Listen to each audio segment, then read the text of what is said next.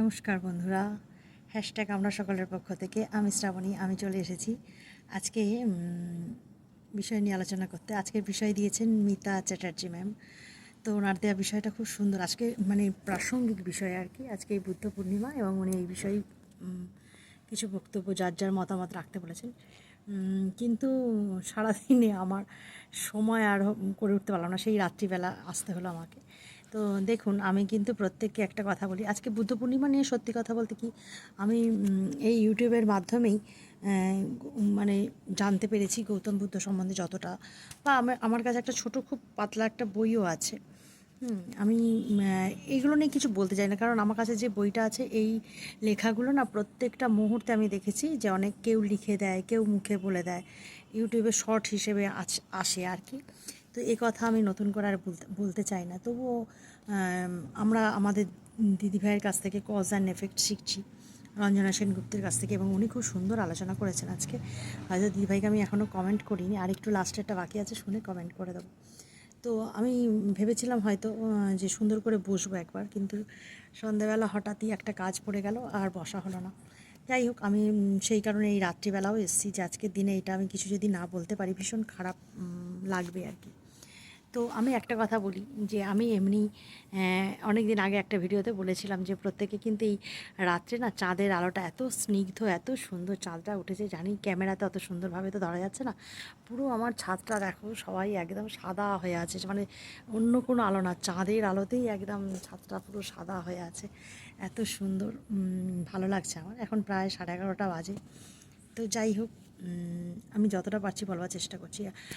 আর আমি এই বৌদ্ধ ধর্ম বা ধর্মগ্রন্থ এত কিছু পড়িনি, তাই জন্য আমার অনেক বিশেষ জ্ঞানও নেই। কিন্তু আমি একটা অনেক ছোট থেকে আমরা পড়েছি যে অহিংসা পরম ধর্ম। হ্যাঁ, হিংসা যাতে আমাদের মনে না আসে, এরকম, এটা অনেক ছোটোবেলায়। তো সেটাই সমস্ত কিছুরই তো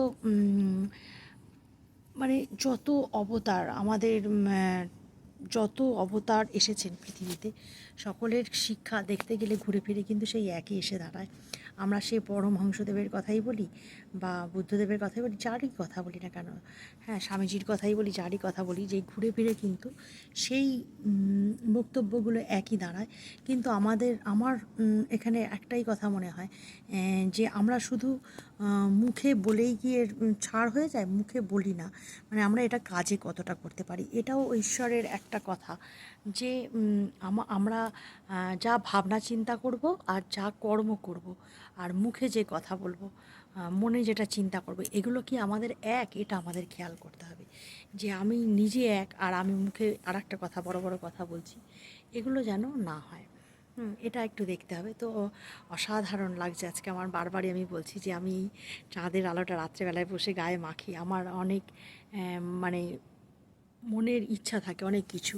সত্যি কথা বলতে কি আমি অনেক কিছু সত্যি সবসময় যে নিজের জন্যই চাইছি তা নয়, অনেকের জন্য চাই ঈশ্বরের কাছে। তো এই সময়টাকে না আমি খুব উপযোগী মনে করি, বিশেষ করে এই পূর্ণিমার দিন। আর বুদ্ধ পূর্ণিমা আমরা সকলেই জানি যে এটা একটা ভালো দিন, এটা একটা আলোর উৎসব। হ্যাঁ, যারা এই ধর্মে আছেন তাদের কাছে এটা একটা মহা উৎসব।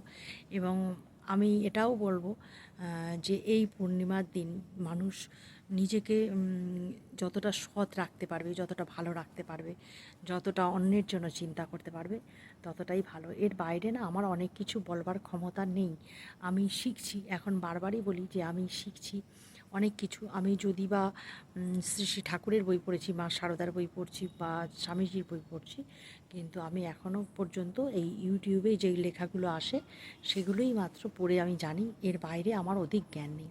তাই আমি অনেক কথা এ নিয়ে আমি বলতে পারবো না। কিন্তু এটা আমরা ছোট থেকেই জানি, একদম একদম ছোট থেকে জানি এটা। আমরা যেমন আমি বলি যে বাড়িতে যে সত্যনারায়ণ পুজো দেওয়া হয় বিশেষ করে, এইটা আমি জানি যে বুদ্ধ পূর্ণিমায় দিলে খুব ভালো বলে।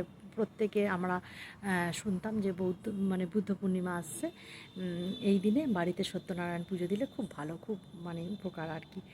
তো বাড়ির একটা যে সত্যনারায়ণ হওয়ার শেষে যে একটা হোমযজ্ঞ হয় না, সেই হোমযজ্ঞটা দরকার। বলে হোমের যে আগুন বা হোমের যে ধোঁয়া বাড়িটাকে না শুদ্ধ করে, এবং হোমের ধোঁয়া গায়ে লাগানোও ভালো। তাতে কি অসুস্থ মানুষ অসুস্থ অসুস্থ থাকে না আর কি, ভালো হয়ে যায়।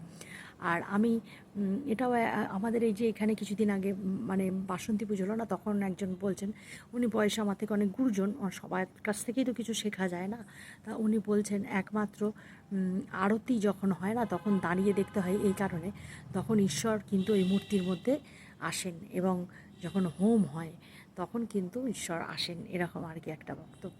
তো সেটা সবটাই আমাদের মনের সাধনা, মনের ব্যাপার। তো আমি এটা মন থেকে বিশ্বাস করি। আমি সব কিছুই চট করে একটু বিশ্বাস করতে চাই, যাচাই করবার আগেই না বলে না, বিশ্বাসে মিলায় বস্তু তর্কে বহুদূর। তো আমি একটু বিশ্বাসই করতে চাই সব কিছু থেকে, যে যদি সত্যি হয় এটা। তো আমরা বারবারই এই কথাটাও বলি, যে আমরা যা চিন্তা করব, ভালো যা চিন্তা করব, সেটা আমাদের কাছে রিটার্ন আসবে, আর আমরা যদি খারাপ চিন্তা করি সেটাও আমাদের কাছে রিটার্ন আসবে। তো আজকের এই ভালো দিনে আমি সবার জন্য শুভকামনা, সবাইকে শুভকামনা জানাই, এবং আমি চাই সবাই ভালো চিন্তা করুক, আজকের রাতটা সকলে ভালো থাকুক।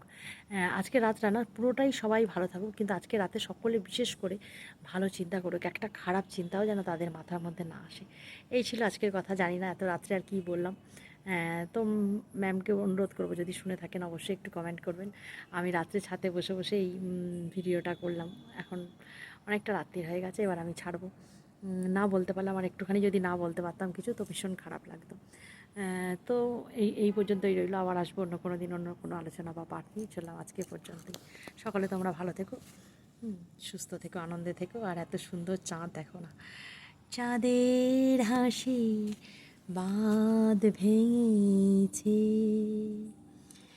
উছলে পড়ে আলো, ও রজনী গন্ধা তোমার, গন্ধ সুধা ঢালো, চাঁদের হাসি বাঁধ ভেঙেছে। সকলকে জানালাম শুভরাত্রি, সবার জন্য রইল অনেক অনেক অনেক শুভকামনা। সবাই ভালো থেকো।